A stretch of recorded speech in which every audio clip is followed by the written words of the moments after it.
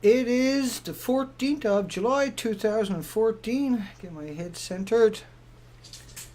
And we are streaming live on YouTube at Beautiful Girl by Dana. Now, let me double check this. Oh, that's turned up all the way I can get it up. And, you know, it's been a while since I've done a video that actually broke down all the parts of Fukushima. Now, a banana got nothing to do with it, but beagles do. And I might cover that later. Japan had a massive earthquake. Now, we have earthquakes all over the planet. And Japan, of course, was biggest we've seen in our lifetime. And by the way, hi everybody. I've almost got everything sorted out. Emthers, Candace, Cats Alive, Nip Killer, Foggy Range, Broken Ass Islander, Punisher, Irinarel, Fix It Stupid, Amthirst, and I'm sure it's as confusing sometimes as it can be, and that's why we keep doing what we're doing. That's why we keep pushing back, and that's not going to work for me tonight, I can see that. We keep going. Oh well, so much for that theory. The quakes was so powerful that they hit Florida. They were felt in Florida, recorded after 30 minutes. Now, on the scale of all the quakes in our lifetime, that was an extraordinary event for everybody. And the fact that it was followed by a tsunami was devastating. Hang on a second, I'm slower than usual. So the tsunami took out 500 miles of coastline. It wasn't just the Fukushima Daiichi nuclear power plant, and I'm pretty sure most people understand that. I just want to clarify it because 500 miles of coastline, there was other nuclear power plants along the way. There was 14 reactors in Japan that went into stress mode, extraordinary stress mode, and there's still, of course, everything is down. But the Daini had 4 reactors that are still, we don't know what's going on, but we do know it's really bad there. And so everything I'm talking about tonight has to be taken into consideration that there's many other nuclear plants down there that they managed to keep the lid on. And we have forced this one, Fukushima, we have focused in on and become obsessed because we have footage and we have pictures and all kinds of headlines, and it's easier to beat this one apart and discover how actually scary and demented the industry really truly is, that they hid it away from you. Now, just the fact that this tsunami ran through means that you can never work in there again, because it's a nuclear power plant. There was radioactive material all over the site. There's radioactive material all over that site before the tsunami came, so the tsunami dispersed that all over the place. And I'll just keep going and I'll bring back to these topics, of course. So the tsunami took out 500 miles of coastlines, of telephone poles, 20,000 people lost their lives, everybody was traumatized, and will probably be till the day they die. But what is significant is that there was 3 melted reactors. And let me bring up Washington Post. Japan races to contain meltdown after 2 blasts, and the 3rd reactor loses cooling capacity. March the 13th, 2011. Contain meltdowns. To contain the meltdowns. So how can all the other media, and Ken Buechler, who finally admits it, but how could they all just get past that and say it's not as bad as Chernobyl and everything else for so long? Is an interesting question, and they're still in the media today. The people that hid this, the Bill O'Reillys, the Fox News, the MSNBC, the CNN, the BBC, the CBC in Canada, they all hid it, but yet here it was. And once again, you know, if you go on my site and you type in Harvard or MIT or Stanford or C-SPAN, you'll get a 30-second clip with a link to the full video on March the 15th and the 16th of those institutions telling you 3 meltdowns and the melted fuel pool at number 4. So let's keep going on this one, because it's kind of important that we have a lucid conversation. I got a tendency to go whack the job sometimes, So Fukushima had a study. There was 2 Japanese studies, and it reached Alaska in under a month. There was 2 other studies where it went 1,500 miles off the Japanese coast by the Japanese people. We're going to cover all of that as we roll through all of this. The tsunami came in and wrecked the infrastructure at Fukushima, and at the same time it mixed it with radioactive, materials. And a band of people known as the Fukushima 50 went in, and before anybody else could or would, and to survey the damage. And this is some of the pictures. Pretty well all the pictures I'll show you of, well, not so much tonight, but usually is from the Fukushima 50s. And there's several hundred of these people who went and got fatal doses of radiation and took a lot of pictures. And so a lot of pictures are grainy because of all the radiation. And once again, 14 reactors at 4 sites were affected that we know about. There's much likely a few more. The Daini, the Daiichi had the most serious damage. And that's what we usually cover here.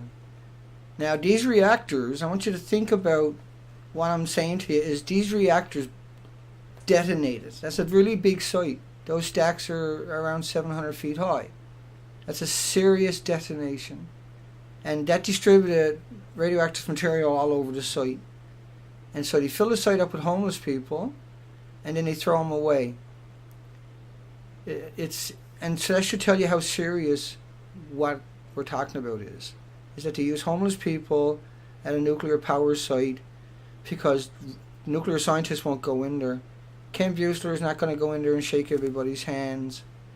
I can guarantee you from the Woods Hole Oceanographic Institution. Some staggering statements was that back on March the 15th, this was 4 days after the accident, it would be like Chernobyl on steroids if the spent fuel pool. Each reactor has 3,450 spent fuel assemblies. 3,450 spent fuel assemblies. And each assembly has around 80 rods.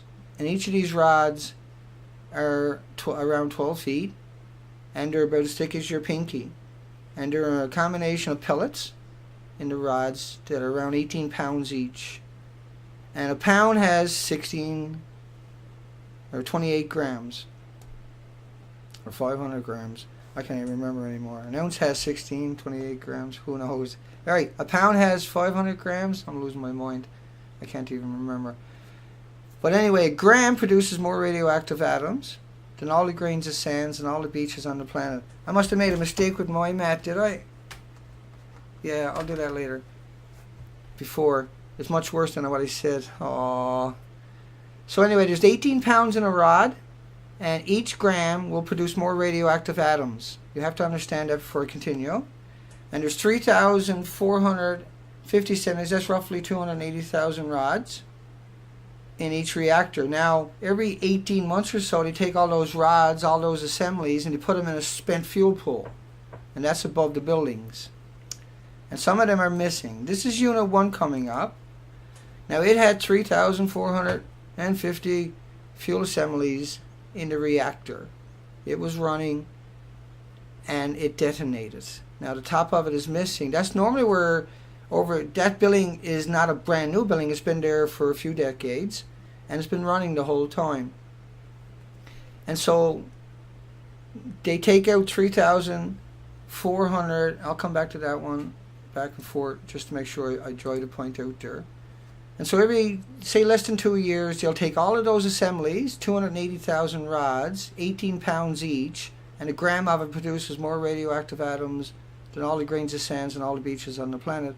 Just imagine if you liberated all the grains of sands and all the beaches on the planet, you probably couldn't see each other.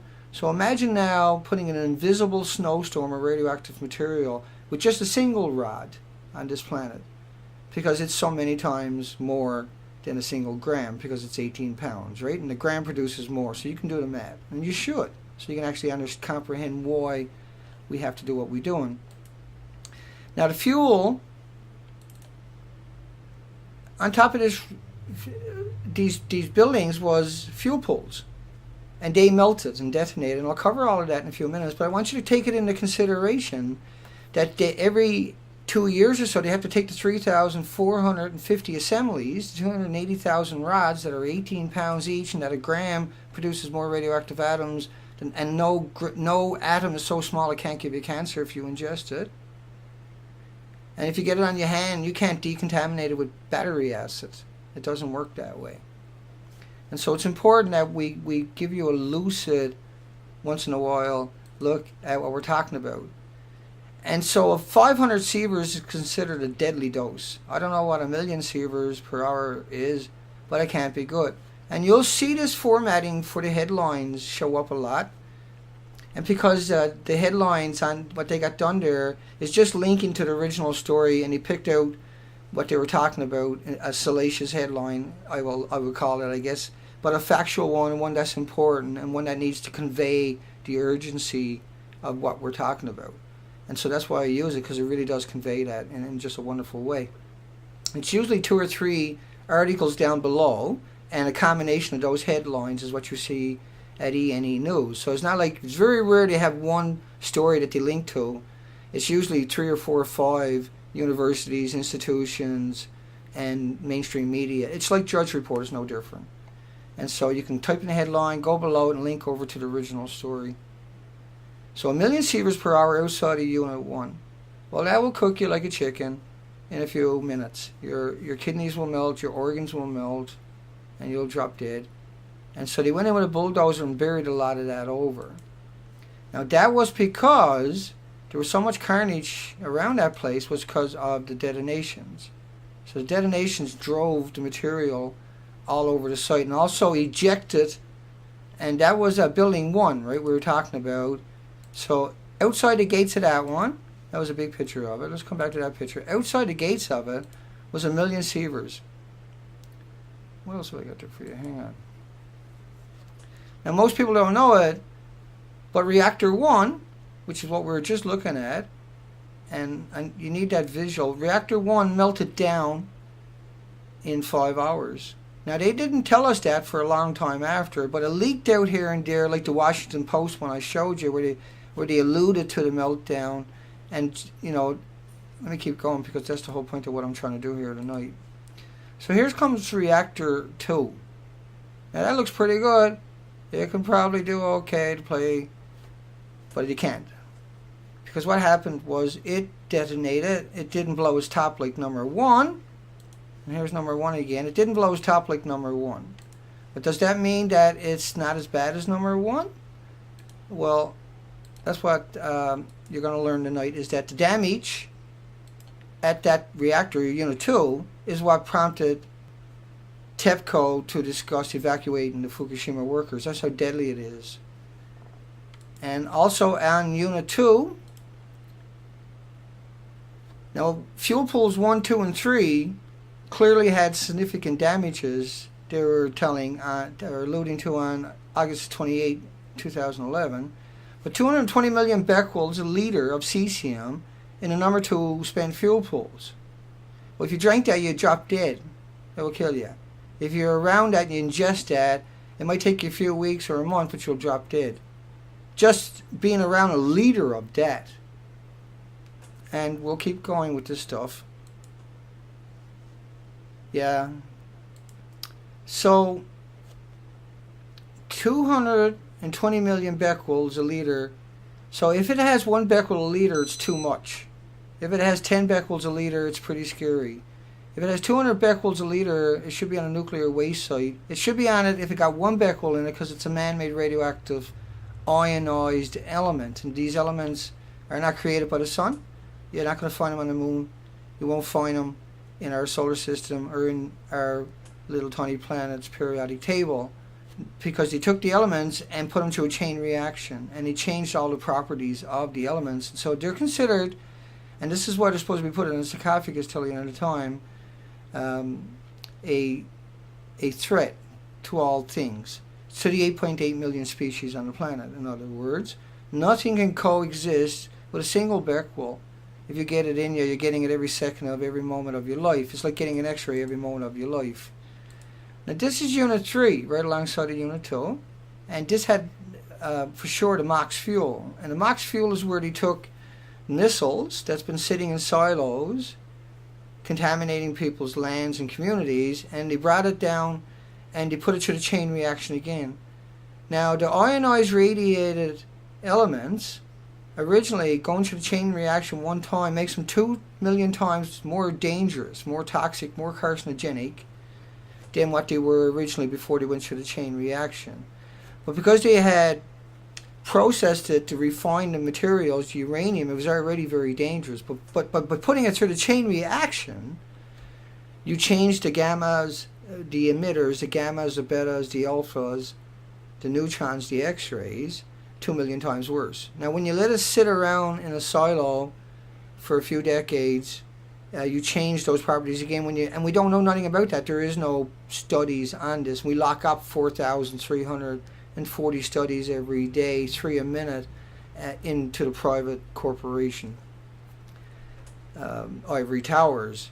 And so all the peer-reviewed academic studies that we need to find are locked away, and you have to pay thousands of dollars to read just even one of them sometimes. Millions for some of them, I'm sure.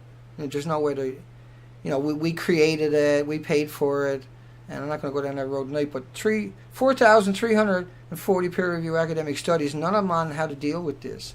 And that is the issue. And so if you were a prime minister or president of North America, you can get all your institutions to solve some of the basic problems. You can solve, the electric car in one day because there's 4,350 academic studies published, and they got nothing to do. And so you get them all to help each other and work together to solve the few little tiny issues we got, instead of how to make weapons and destroy this freaking planet with nuclear materials. Now, Building 3, that looks pretty good, right?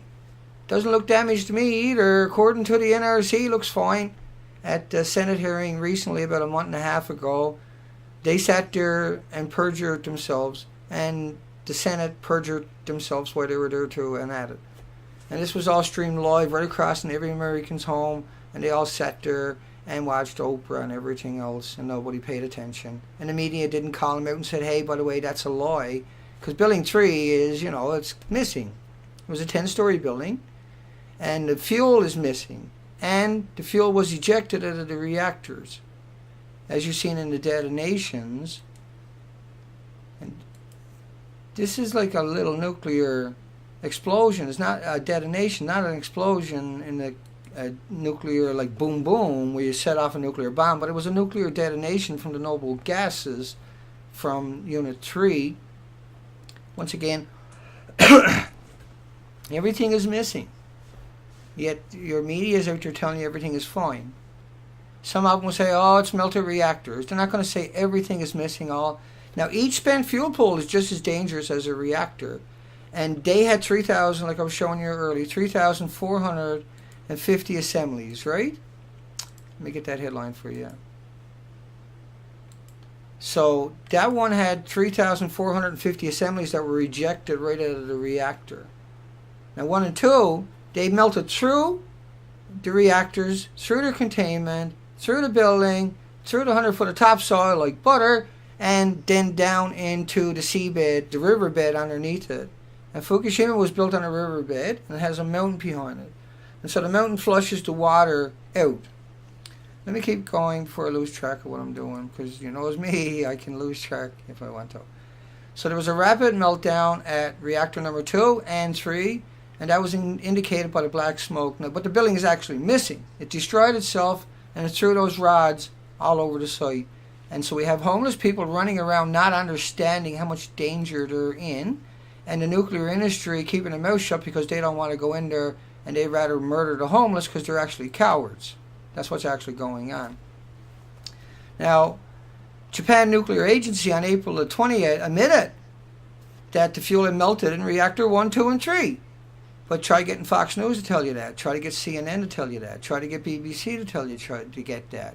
Try to get anybody out there to tell you that in the average day media, or people, and put it into perspective, to actually go out and get a nuclear scientist, not a pundit, not a mouthpiece, an apologist, but an actual scientist to break it down and ask the pertinent questions.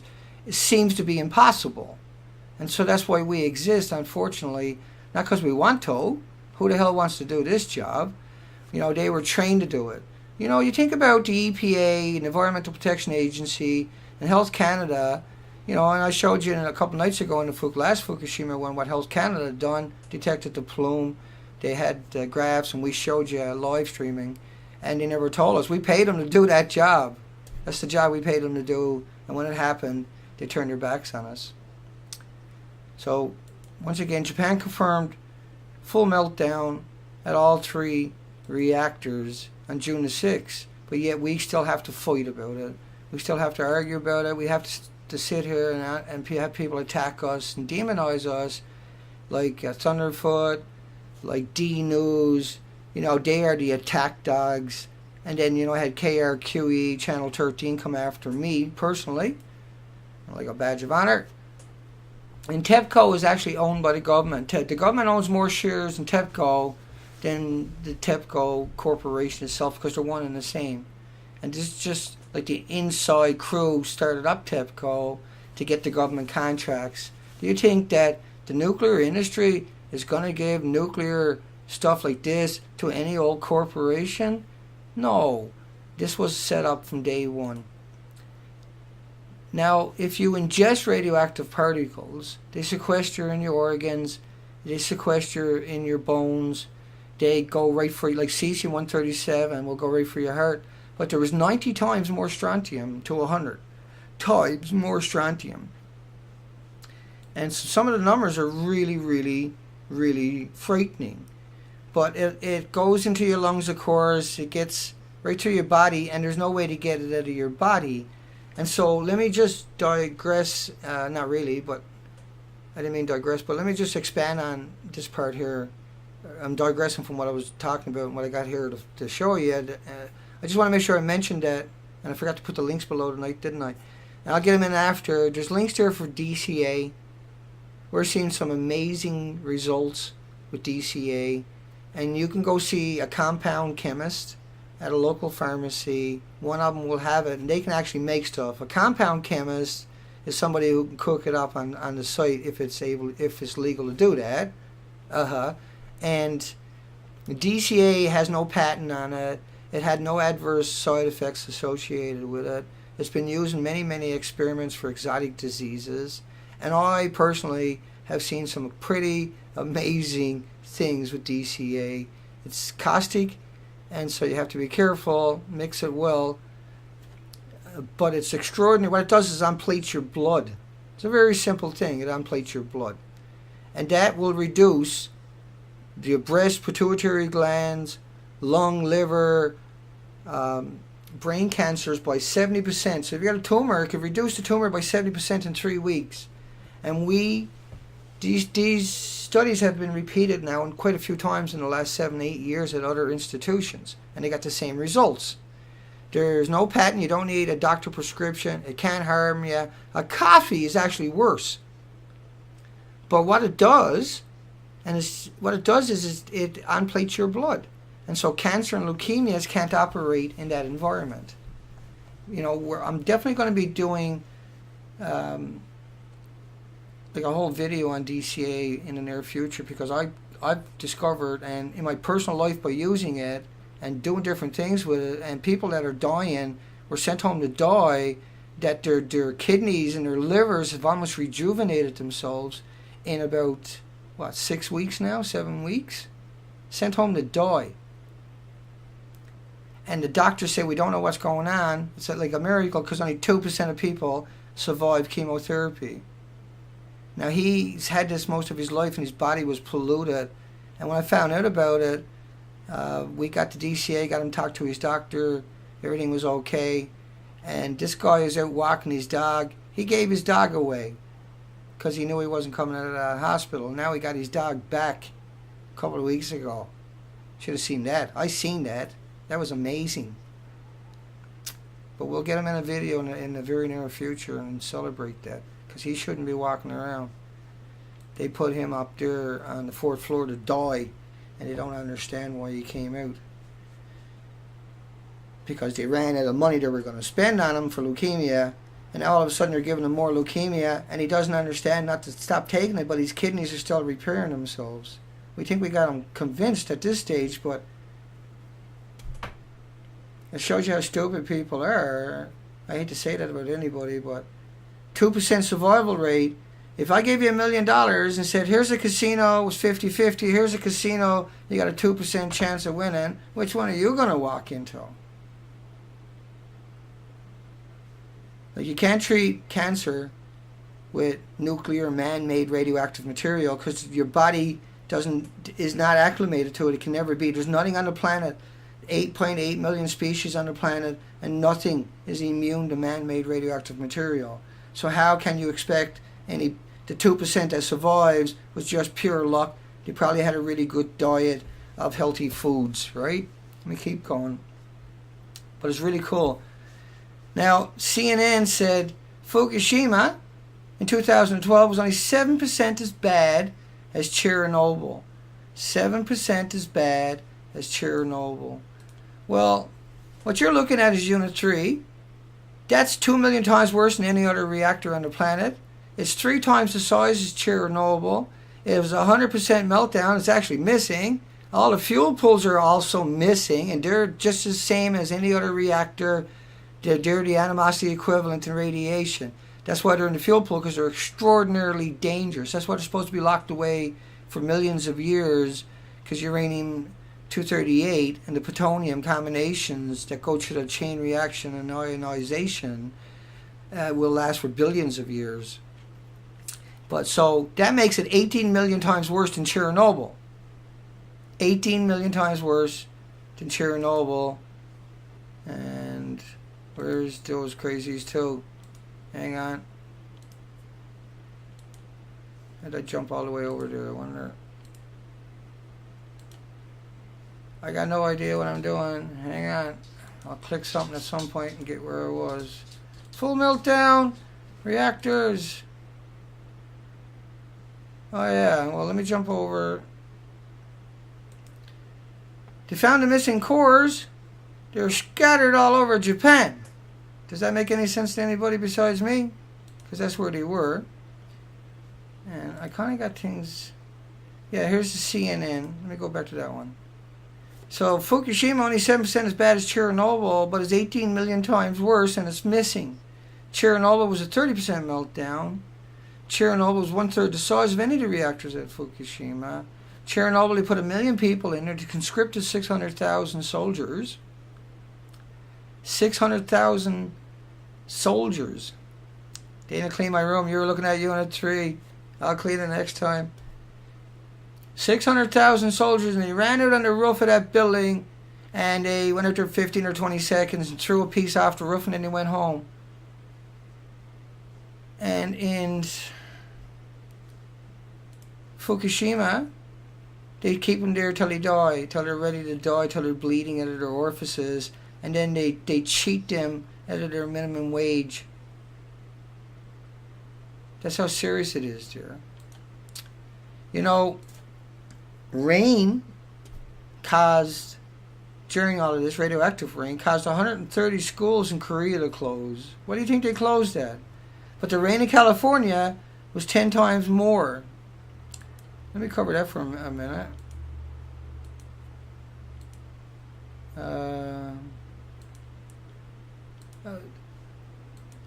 Yeah, let me just start on that part for you. Fire balloons. Now, Japan was sending over these balloons with bombs on it and incendiary devices.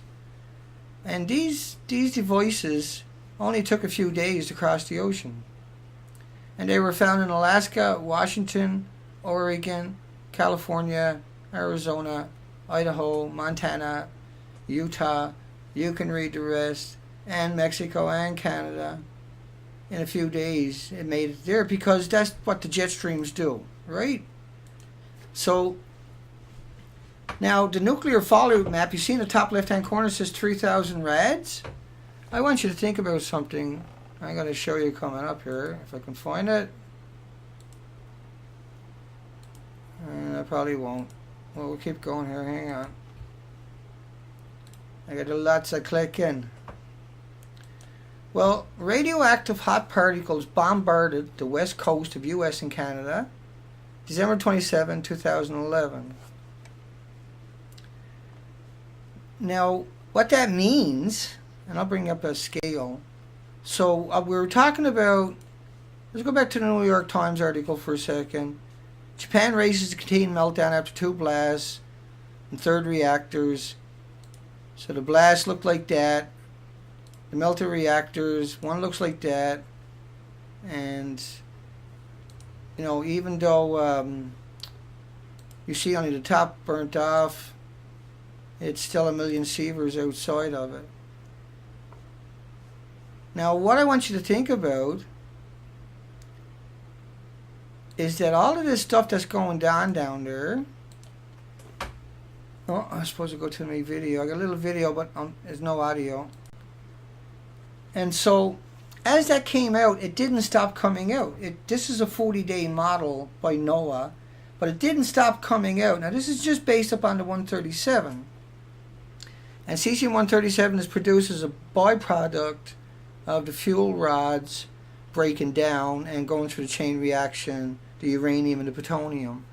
Now, this was based upon Unit 1. Just Unit 1, and I'll show you Unit 1. I was going to say Unit 1. So that's Unit 1. So the model is only based upon that one only. It's not based upon the other reactors.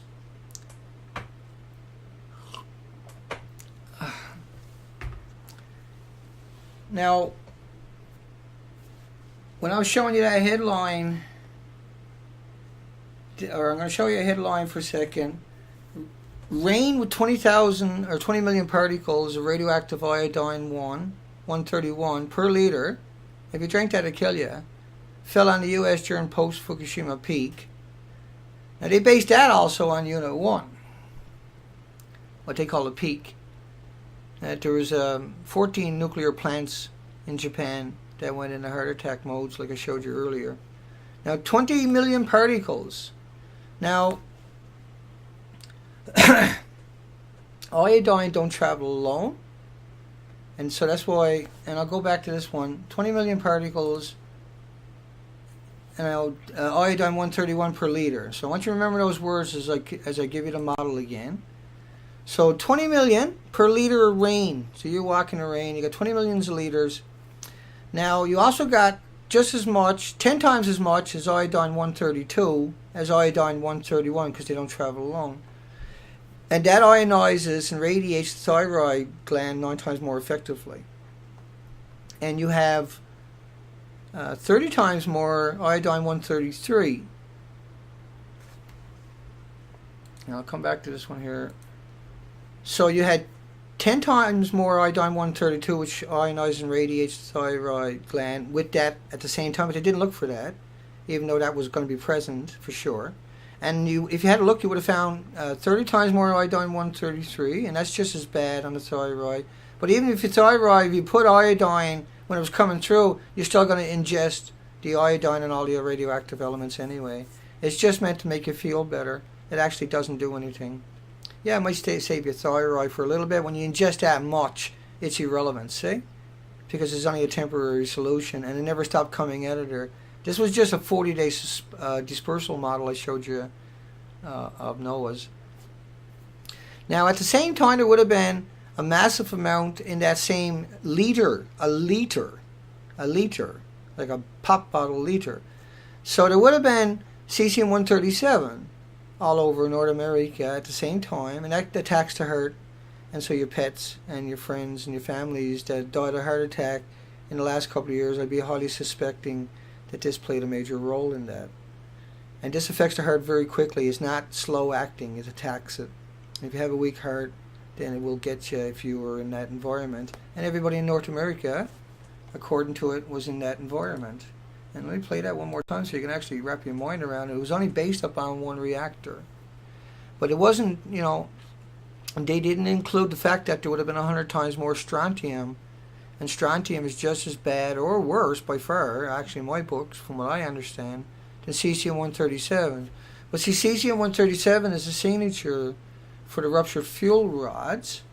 Now, when I show you this picture coming up here, where are the fuel rods? They aerosol and atomized, but they weren't into that. They weren't into this model. That Unit 3 you just looked at wasn't in this model. And so all the fuel pools and everything wasn't in this model. And so they're, why are they lying to you and making things up? And speaking of that, let's cover this one for a second. So this is what mainstream media claims is Unit 4.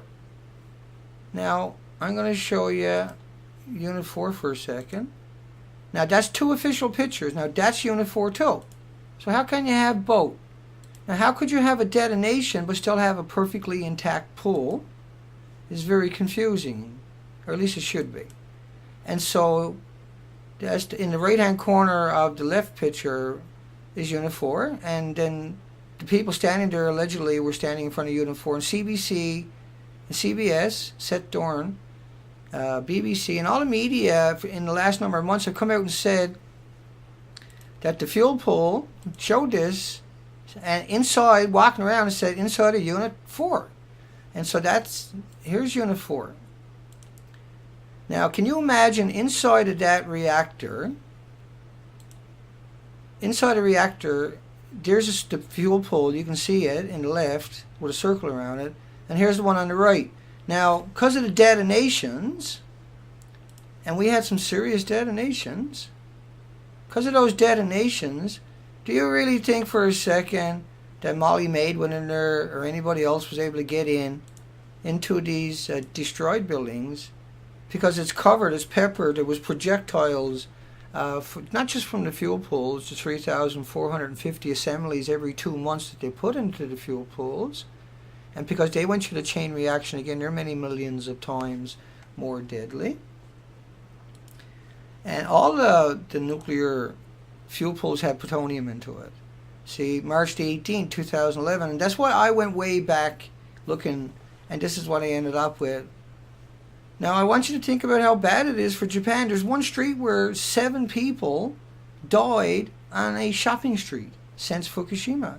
And that was September the 8th, so little less than a year and a half after, and 7 people had died on the one street. Does that make you wonder what else you're not being told? Now, the basements of reactor 5 and 6, we don't talk about very much, containing, there's a number of these numbers out there, but 8,000 tons of radioactive water. Well, if I took radioactive water and threw it around in here, then I couldn't live here, and I couldn't work here, and neither could you. And so, obviously, these buildings, nobody should ever be going inside of them again. But that's what the nuclear industry does. It creates these environments like the Techa River, 7,500 communities evacuated permanently in Russia, and 9,000 square miles permanently evacuated. You have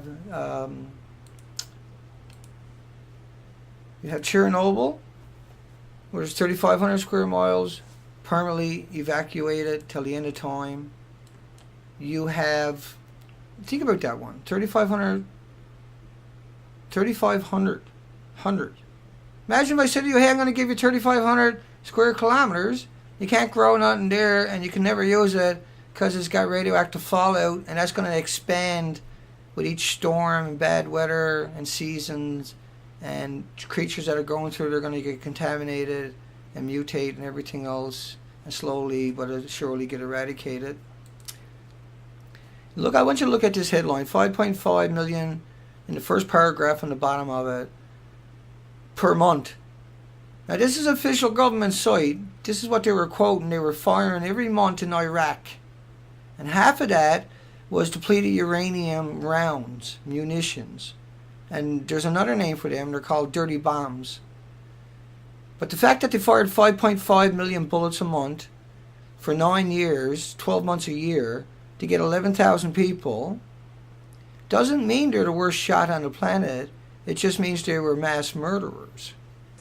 And so if you think the nuclear industry is any different, you got a lot to learn. The radioactive water reached 3,200 kilometers east of Fukushima 6 months before September the 18th. And once again,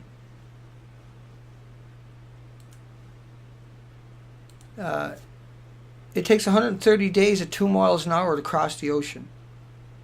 131 days to go from Japan to Canada, the United States. 131 days of the Croatia currents. Now, those currents, I got a little graph for you. Now, it comes out of the Fukushima plant, and what it does is it goes right up the coast towards the Philippines. And now, as it moves up the coastline, it starts getting slugged out, what you call vacuum out, like a back eddy, and that brings it out towards where the Croatia current picks up and goes across the Pacific to North America. So it starts coming up the coastline, radioactive material. Now, so that whole coastline is very dangerous, obviously, because this has been going on for a long time. And now it comes out and it meets up offshore with the Croatia current. And as it picks up speed and gets out there, it's like a vacuum cleaner sucking it out now. And it's been doing that for millenniums, for billions of years. Now, once it gets out, this is just a short dispersal model of what they figure between March and 2012. Now, you got to realize that it actually goes 5,500 miles every 130 days. Now, it's not like it was just a single plume that came out of there. See, that's the problem with all these models. Think of St. Paddy's Day, 1,440 minutes in a day. So take 1,440. Take 1,400. We'll take 1,400 and we'll take 1,440. You can probably, hang on, 1,440 times 1,217 or 18 days. That's the equation. I'll put 1218 in there, and we go equal. That's that many. That is 1.7 million. 1, 2, 3. Yeah, 1.7 million St. Paddy's Day. 1.7 million St. Paddy's Day into the Pacific Ocean. And these elements, because they've been through the ionization and through the chain reaction, again, means none of them are short life. Even those iodines that they lied about and said they were short life, they're not even short life. We're almost through it. What else have I got for you? What else have I got for you? Now, you remember that headline here. 7 people die on one street. Well, think about what a sitting professor in Britain, a very prestigious at Oxford. And nobody has died of radiation at Fukushima, but hundreds have died from the... 7 people died on a shopping street. But there's I'm not going to go down that road tonight, but there's so many people that have died working there as cleanup workers, and it's just an endless conversation. And so the whole planet has literally been just brainwashed. And they are at this for a long time. They're very good at it. They get our children when they're young, and they destroy their mind with political fluff and ideologies, and also programming to be slaves. Now, if you go to a private school, children are academically taught. In your public schools, they're taught to be, they're given a lobotomy education, is the better way to put it. You get an education, but you also get a lobotomy at the same time. Now, in Fukushima, they take they got a couple of billion tons, and they grind it up, and they put it in the incinerators, and 100 to 300,000 becquerels of man-made radioactive materials are liberated back into the environment per kilogram. Now, so say 300,000 becquerels a kilogram. So let me clear that. I don't know what I'm doing sometimes. So 300,000 equals 30,000. So 1, 2, 3, I screwed up, did I? So 300,000 becquerels in a kilogram. Well, what you got to do is you got to multiply that by around 26 to get a cubic meter. And that's a better number to work with, because that's where your kid stands up in a cubic meter when they're waiting for the school bus. And so you got 1, 2, 3, 1, 2, 3. So 30 million becquerels. Turn it off this time. 30 million becquerels in a cubic meter where your kid is standing up waiting for the bus. And the whole country is radiated anyway.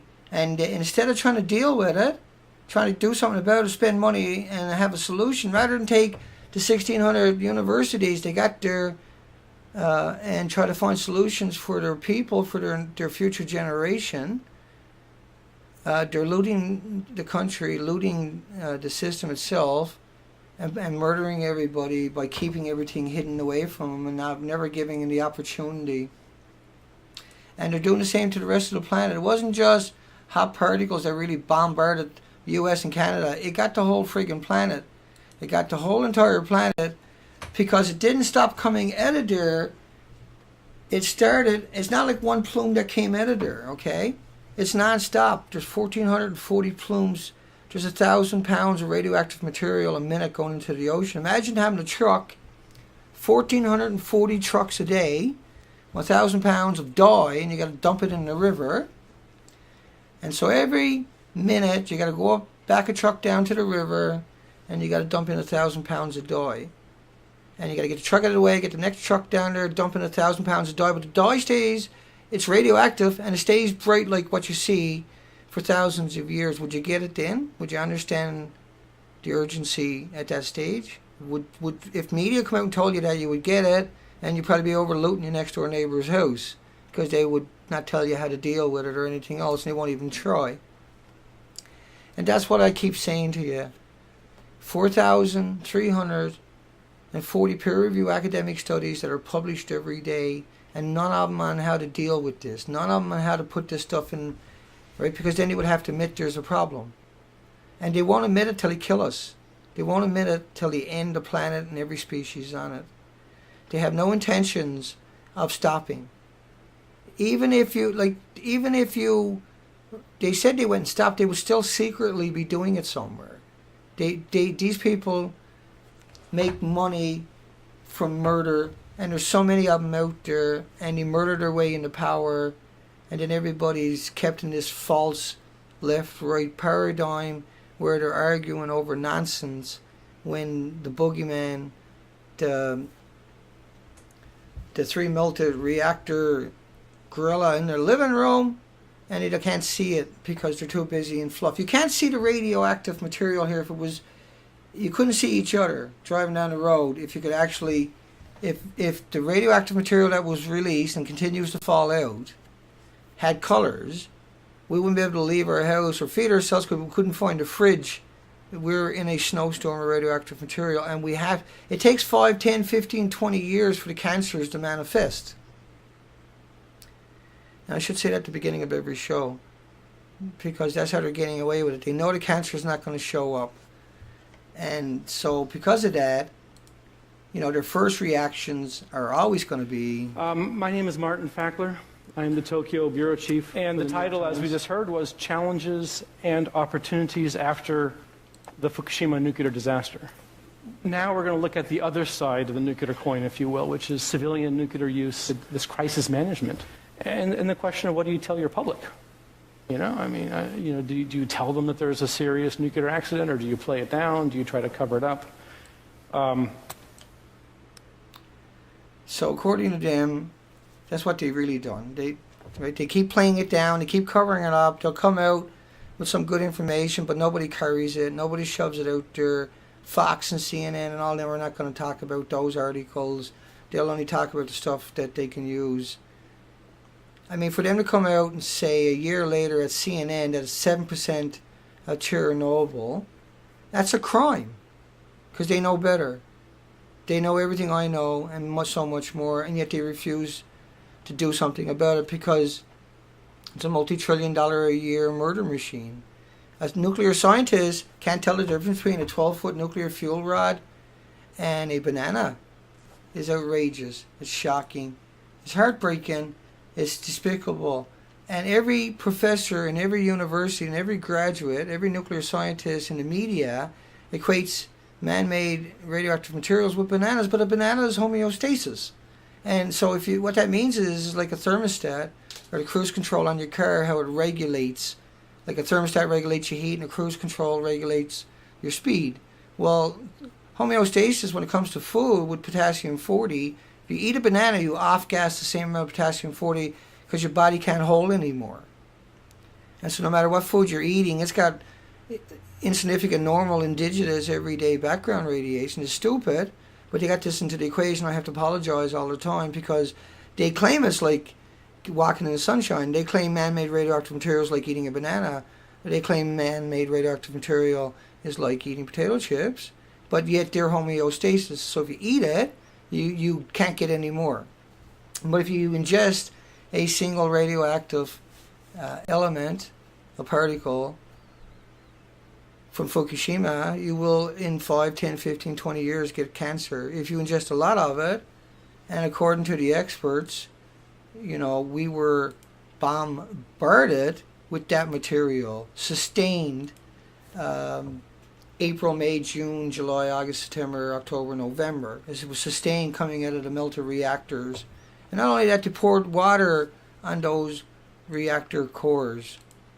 And the spent fuel pools, if you move that stuff around and the rods break more, you release the volatile noble gases again. And that's what caused the explosions the last time, was the fact that that was the issue, right? Now these cores, there's no core in Unit 3. Some of it blew out and the rest of it melted down and has gone down into the earth. And so that's all I got for you tonight.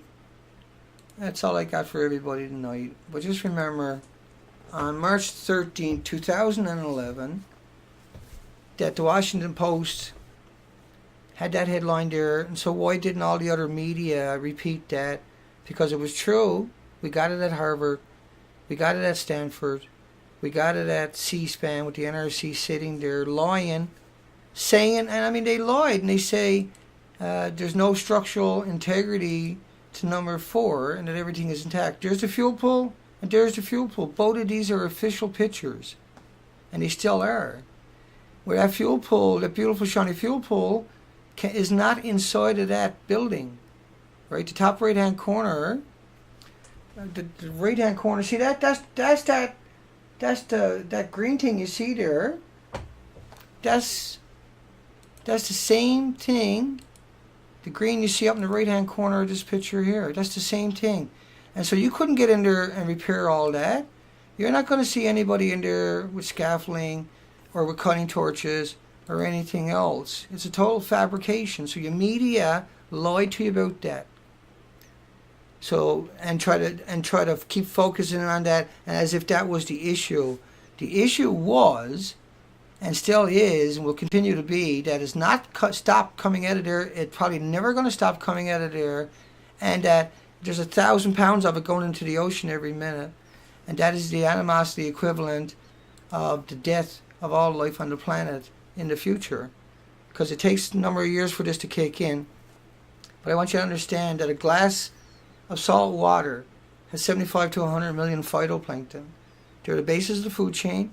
They're the basis of the oxygen. If I drop a radioactive element in there, uranium, iodines, anything in there, cesium, strontium, it will kill all those creatures. And I can dump it in another glass, it will kill all those creatures in record times, because it pulses out energy and nothing can live, and nothing has a tolerance for these emitters. Okay, folks, good night, everybody. Linda Davis, Standing Foot, Hi Bud, and Checks and Balances, Candace, MSS, VS, Stacy Anderson, Mayla Reason. Yeah, he's pro-nuke. Yeah, you're right. Thank you, Marla. And David, Foggy Range, Stacy Anderson. Let's say goodnight to a few people for a takeoff here. Night Raven, Lori Reedman, in HD, Ronald McKnight, and Nom Nom. Euro Prop, hey buddy. Haven't seen you. I know it's different time zones. Hard for you to get here. You've been around for quite a few years. We're always happy to see you. It's hard to catch you sometimes, my friend, but it's always good to see you. Siegfried, Lunar, Ronald McKnight. I think we got Tree Hugger. Let me see, anybody I'm missing? Stacy Anderson, hugs for you, sweetie. Lori, you too. And everybody else, Irina. We got, well, I'll put the links back underneath after. And also, let me see, Shanigans, Lori, Slippery Pixel. I can't keep up with it. I'll come back down and let it scroll up as I wind it and shut it down just in case there's somebody true in a comment. Daisy May. Yeah, turn off your wireless internet, folks. Europrop is right. Fred, Daisy May, Don, Michael, everybody, Klondike, Fred Davis, BJ, Bizzle, France, and we'll catch you folks on the rebound. That was a good stream tonight. My voice is so raw I can't even yell anymore, so I guess that day had to happen at some point, right? 56 minutes, that was respectable. We'll catch you folks tomorrow night. I'll be back swinging.